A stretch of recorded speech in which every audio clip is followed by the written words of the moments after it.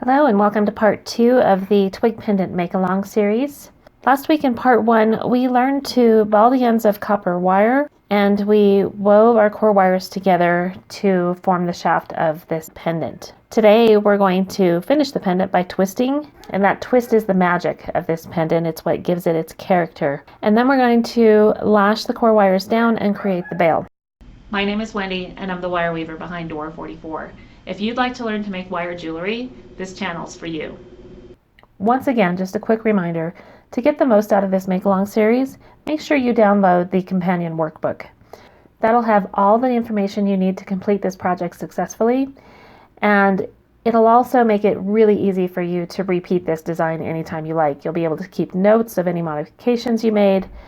You can take notes while you're watching the videos. It's just a handy thing to have, so I do recommend downloading that. It'll help you a lot with this project. As always, if you have any questions, just drop those in the comments and I will answer them as I see them. Okay, let's get started. I just wanted to show you a bit about tension, wire weaving tension here, and how it affects this design. And this is why I sort of emphasize that, this design is a great one for practicing wire weaving tension and refining your wire weaving tension. I've created 2 samples here. One has a looser weave and one has a tighter weave, and it's not immediately apparent looking at the two which is which. They look very similar, as you can see. But watch what happens when I start to twist this. So to twist these pendants, you just want to grasp the core wires right above your bead and just begin sort of gently rolling those wires around with your fingers. Now, the direction of the twist is going to depend on whether you're right or left-handed. I'm left-handed, so it feels more natural for me to rotate counterclockwise. If you're right-handed, it's probably going to feel more natural for you to rotate clockwise. And that's okay. Just do what feels natural for this. It's not, there's no right way to do this for the pendant. Now, when we get to the earrings, we're going to want to mirror those earrings, so we're going to rotate one clockwise and one counterclockwise, and that's a little bit trickier to do, which is why we're starting with the pendant, so you can get a feel for creating this twist. So there's my first twist. And you can see I twisted about 4 times, and it's nice and even, and that's because I kept an even tension throughout my weave. So now let's take a look at this other piece and see what we get. We're going to do the exact same thing. I'm going to grasp right above the bead and just start gently twisting those wires around. And there you see, we ended up with 3 twists. So as you can probably guess, this one here on the left is the one with the looser weaving tension. And that gave me a little bit more of a twist. So this is kind of a fun thing to play with. It's a fun thing to experiment with. You can really create some interesting dynamics in your jewelry by varying your tension.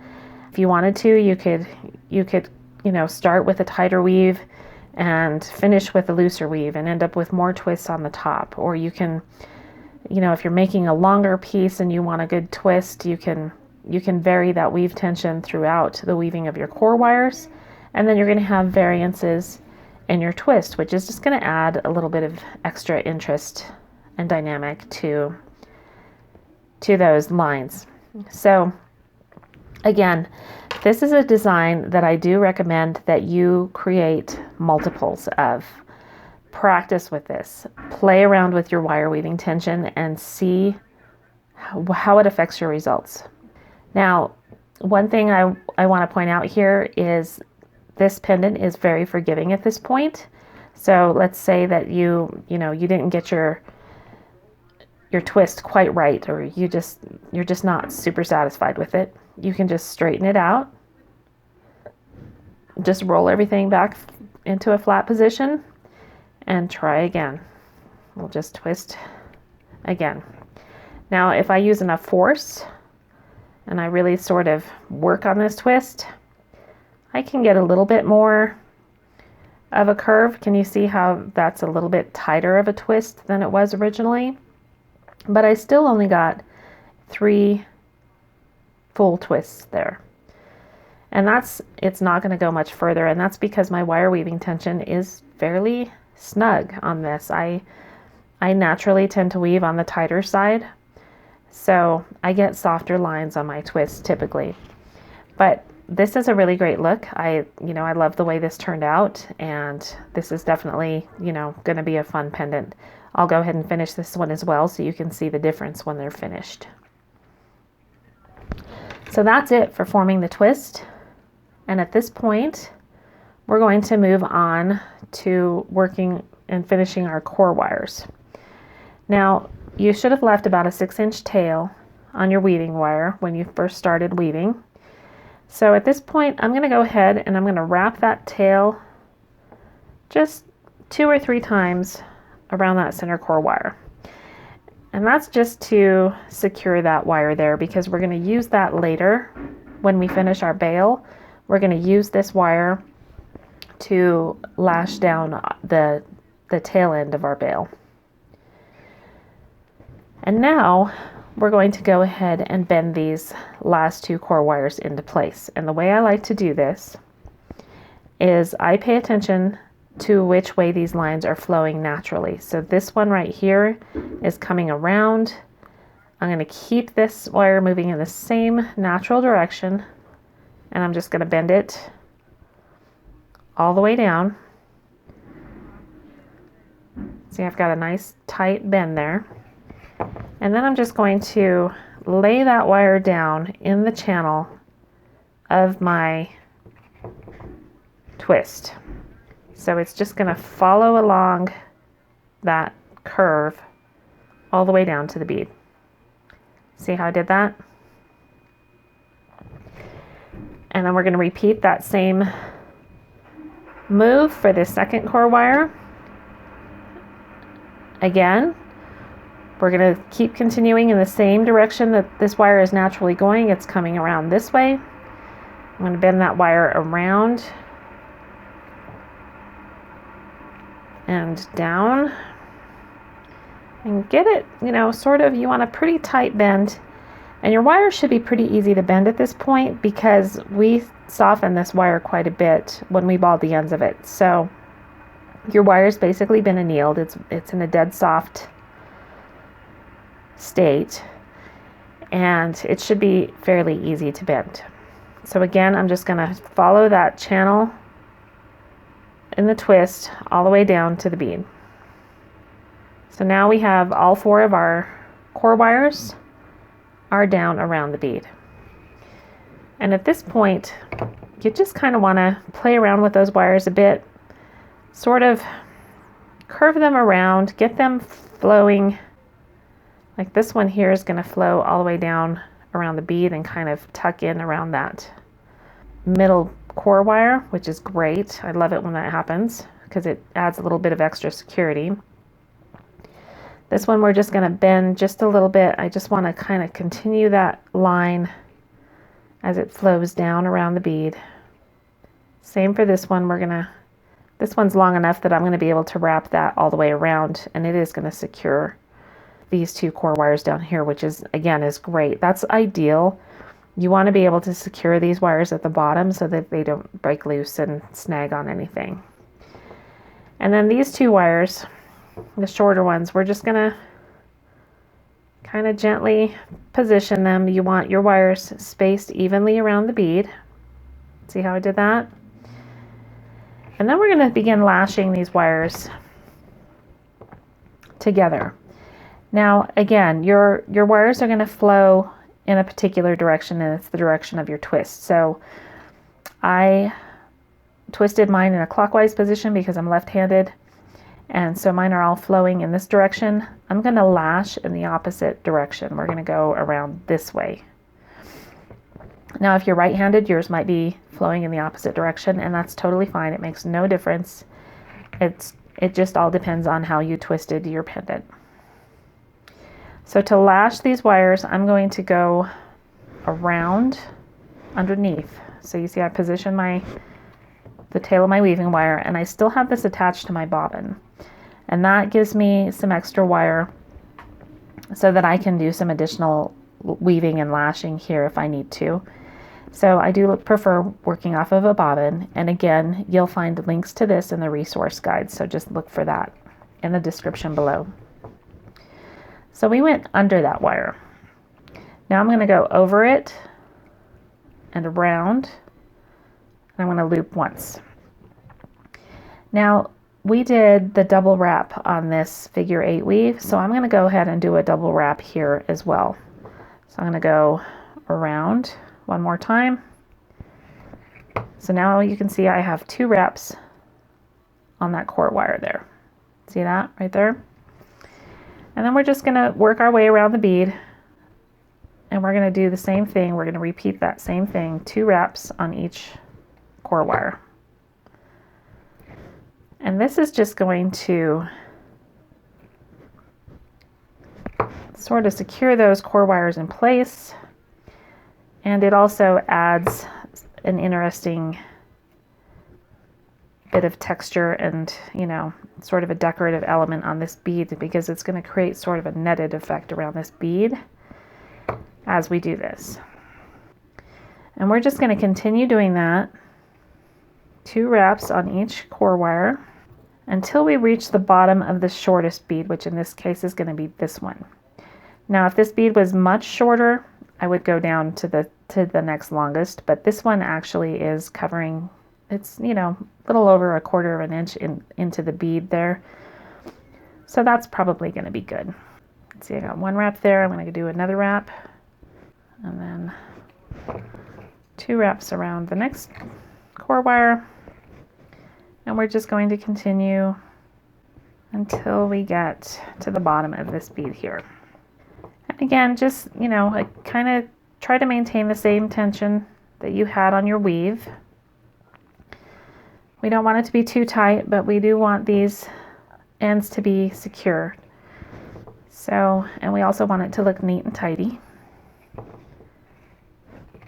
And I find that, you know, if you use a slightly tighter weaving tension, that does really help with the neatness of your weave. It just looks a little cleaner. And we will just continue weaving along like this, under and then over, 2 wraps. Now I'm fairly easy on my jewelry. I don't, you know, I don't tend to like catch my jewelry on a lot of things or snag it. So this is a design that I've managed to get away with not keeping things lashed down super tightly. But that may or may not be the case for you. You know, if you're somebody who tends to catch your jewelry on clothing or furniture or anything like that, you may want to do more or less weaving, which is why, again, this bobbin comes in really handy, because you don't have to cut your wire and you can continue lashing as far as you like. Now for me, I'm going to go ahead and stop at the bottom of this wire. So I'm going to do 1 more round, and I have just enough space there for 2 more wraps around that. And that's probably where I'm going to finish this off. But like I say, if you feel like that's not enough, you want to lash things down a little tighter, you can keep continuing to do this as far down the bead as you like. And it does, like I say, it creates this interesting netting effect around the bead, top of the bead. So if you want to continue all the way down to the bottom of this second longest wire, that's totally fine. You can do that. The way you'll do it is, once you get to this shorter wire right here, once you get past the point where you can add wraps to that wire, you'll just keep going, just skip it and go on to the next wire. But for me, I'm going to go ahead and finish off this weave right here. I'm going to do 1 more snug little wrap around the end of that ball. Let's see if I can squeeze that wrap in there so it lays nice and flat. And then I'm going to break my weaving wire. So tug, swirl, and break. Okay, so that finishes off the weaving portion. Now I've got this end sticking out here. I'm going to go ahead and just twist that end around so it sort of snugs up around this other ball. And we'll just get that nice and firm in there. And those will stay pretty tight, especially once we tumble this and polish it. You know, this is going to harden up a little bit. These wires are going to become a little bit firmer in their position, and they're going to stay pretty snug. Now again, if you're concerned at all about this coming loose, if you're concerned about it catching on something, go ahead and continue weaving. You can weave all the way down around this bead, and you'll end up with a beautifully netted bead, and all of your ends will be completely secure, so you don't have to worry about anything coming loose. Like I say, that's not something I really worry about particularly. I've had very few complaints about these pieces. In fact, I can't even think of any coming back for repair. And I've sold a lot of these pendants, so I think they do tend to stay pretty secure once you harden them and, you know, tumble them and polish them and wear them a bit. They harden with time, and it's just going to get firmer as time goes on. So that's it. We've secured our core wires. Now, one thing you can do at this point is you can sort of firm up your twist a bit if you like. So just, you know, grab on with your nylon jaw pliers, and this one's already pretty firm. And like I say, this one was woven fairly tightly, so it doesn't want to move much more, but sometimes you can get a little bit more of a twist in there after you've sort of snugged everything up and gotten everything into its final position. So at this point, all that's left to do is we're going to ball the end of this wire, and then we're going to make our bail, and we'll be finished with this pendant. And just one more tip that I wanted to mention before we move on to making our bail. If you notice your netting is a little bit uneven, or if there's any sort of bends in the wire, or the wires are kind of up tight next to each other, just get in there with something like a beading awl, and you can just sort of straighten those wires out. Just gently press them into position. You can straighten out any bends. Sometimes if I'm not careful, and I'm not, you know, if I'm distracted and I'm just not really focused on what I'm doing, I'll often create little kinks in my wire with my nails as I'm wrapping these and doing these lashing rounds. And this is a way to just go in there, just, you know, get in there with your beading awl, and you can kind of straighten those out and tidy them up. This one actually looks pretty good. You can just see here there's a couple of wires that just have, you know, a little bit of a bend in them.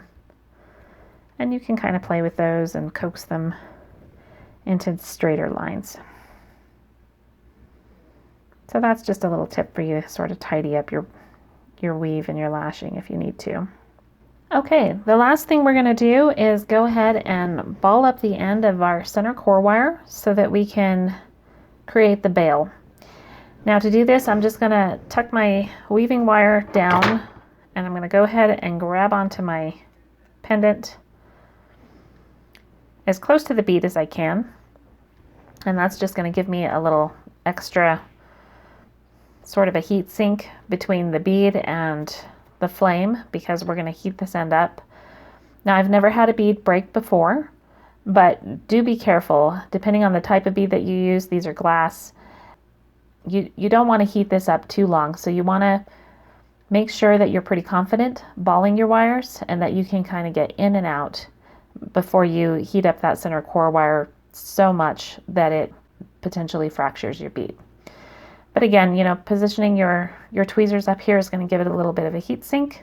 That's going to help keep it from getting overheated. And then also the fact that this is all twisted also creates a heat sink. So your bead shouldn't get too hot. But just, you know, keep an eye on that. It's something to be aware of. And this is more of an issue when we're making earrings or petite twig pendants, because they're quite a bit shorter. So you just have less heat sink between your flame and your bead. In this case, this is about 2.5 inches of heat sink we've got here.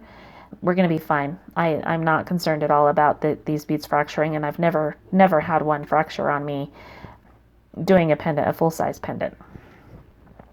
So I'm just going to go ahead and start up my torch.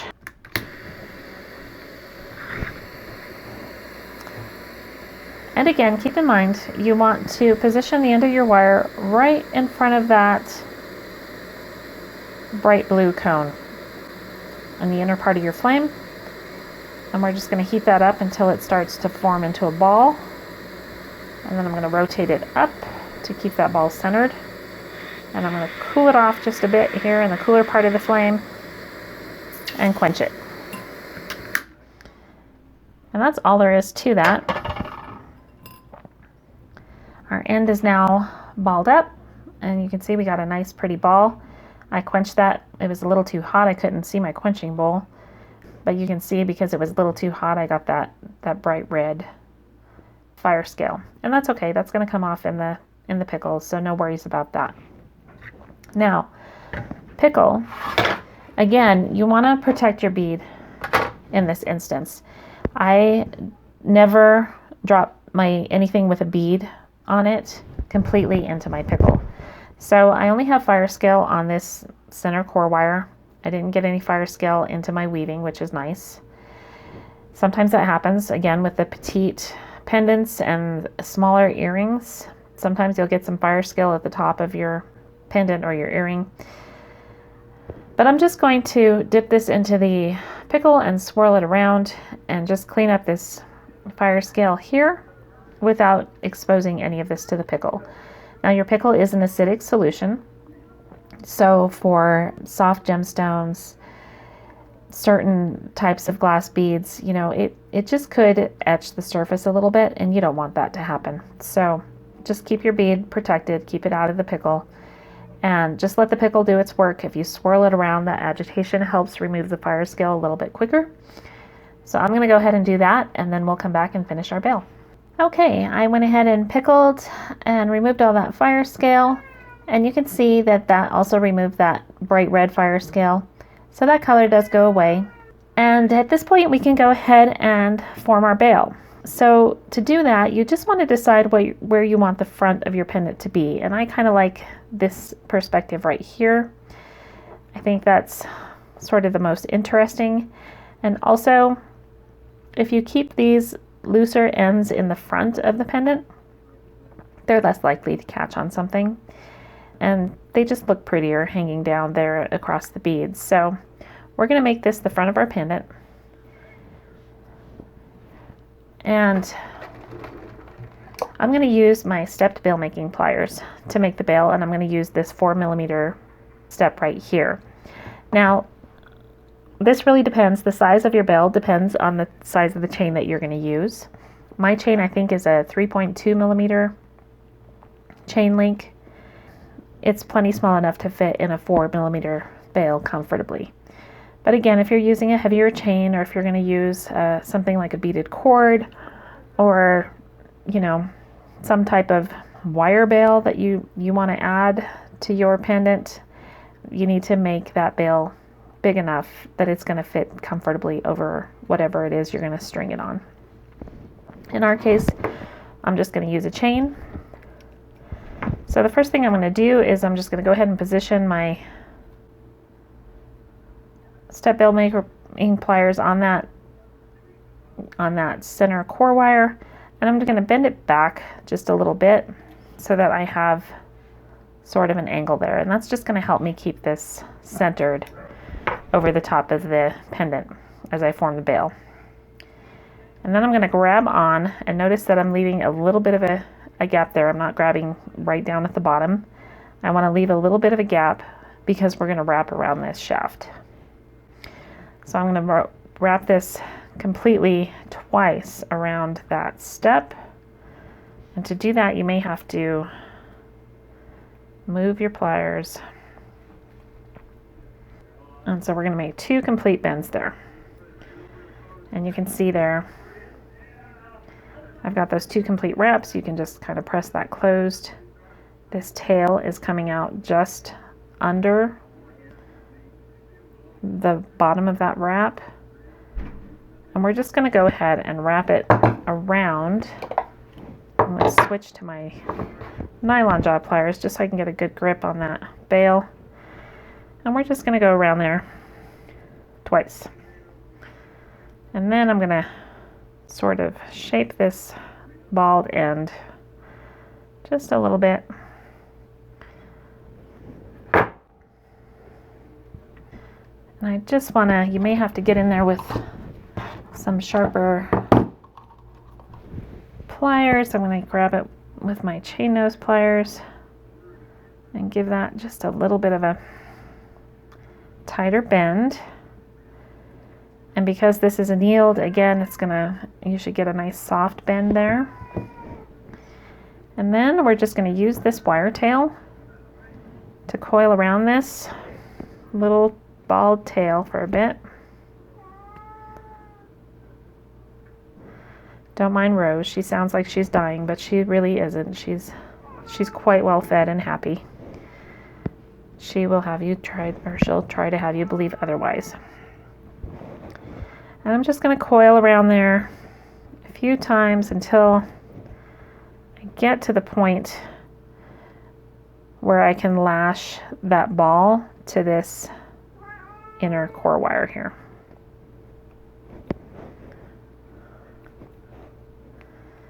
I'll go one more time, and then I'm going to go ahead and feed that through. We're going to go under that wire.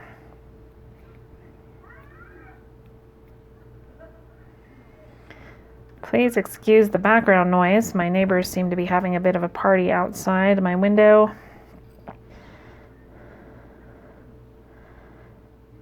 It's a little tricky trying to film and record when you live in an apartment complex and it's, you know, it's springtime, people are getting cabin fever, they're outside making lots of noise today. And again, I'm just going to go under that core wire, and I want to get at least 2 wraps around both wires. And this can be a little bit tricky. You may need to get in there with the beading awl and create some space here on this wire.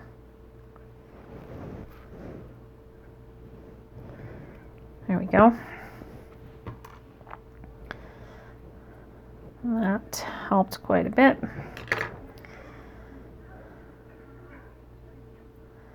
And I think I'm going to go ahead and secure that one more time. So I'm going to go around both wires 3 times. I usually do 2. I'm going to go ahead and do 3 this time just because of where those lashes lay. That wire is starting to curve right there, and I want to make sure that that wire stays in place. And then I'm just going to secure the weaving wire. I'm going to tie it off by wrapping it a couple of times around just the bald end of the wire. And then I'm going to go ahead and break that wire. So again, tug, swirl, and break. And then I'm going to tuck that ball in sort of tightly and snugly up against the pendant and tidy up my weave, my lashing, get everything looking nice and neat. And that is it. If you need to straighten your bail a bit, mine's just a little bit crooked, go ahead and straighten that with your nylon jaw pliers. And there you go, your pendant is complete. So the way this worked out, this actually ended up being the front. I like to have the little ball in the front there, and that's fine.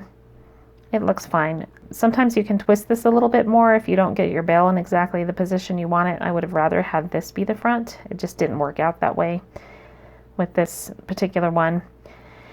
And that's, again, typical with this design. This is an organic design. No two are going to come out exactly alike.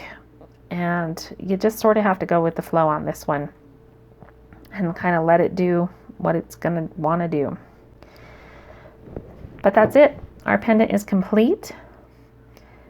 And the next thing you would do with this is just go ahead and patina and polish it and suspend it on your finished chain or cord or however you want to hang it, and wear it and show it off. As I promised earlier in this video, I went ahead and finished both of these pendants so you can get a feel for what they look like when they're complete. This one here on the right is the one that has the tighter tension, so you can see it has a much softer twist. And this one here on the left has a much looser weaving tension, which gave me more of a twist. Now I actually made 3 pendants in the making of this video. This one here is the one that I used to demonstrate the making of the bail. And this is done with more of my what I'd say is my typical weaving tension, and you can see it's closer to this one than to this one. Over the years, as I've made hundreds of these pendants, I've sort of refined my weaving tension because I do like a little bit more twist on these. So I do tend to lighten my weaving tension a bit. And like I say, these two you can see almost have the same amount of movement in them, whereas this one has much less movement and a much softer twist. This was a very tight weave. So that's how that affects the outcome of these pendants. You can see it does make a difference, and of course when these are patinaed and polished, that difference becomes even more apparent. All 3 of them are beautiful. I think, you know, I like the character of each of them. They're all a bit unique, which again is typical of this design. It's a very organic design. You're never going to be able to make 2 of these that are exactly alike. So that concludes part 2 of this make-along series. Be sure to watch for part 3, where I will demonstrate a torch-free variation of this design, and I'll also talk about some other variations and give you some ideas of how you can modify this design and how you can use it in different ways to make really unique jewelry. Once again, if you haven't already downloaded the companion workbook that goes with this tutorial, consider doing that. It's going to be a really useful resource for you. It contains a lot of extra information. There's additional tips there that I don't mention in the videos. There's room for notes, and there are links to all of the additional resources that we'll be able to use, you know, going forward if you want to make more of these pendants. I link to my sources for beads and wire, and you'll just be able to find the materials for these a lot easier. So take advantage of that resource and go ahead and download that now if you haven't already. Once again, thank you for joining me today. I hope you enjoyed this tutorial. Until next time, go make something beautiful.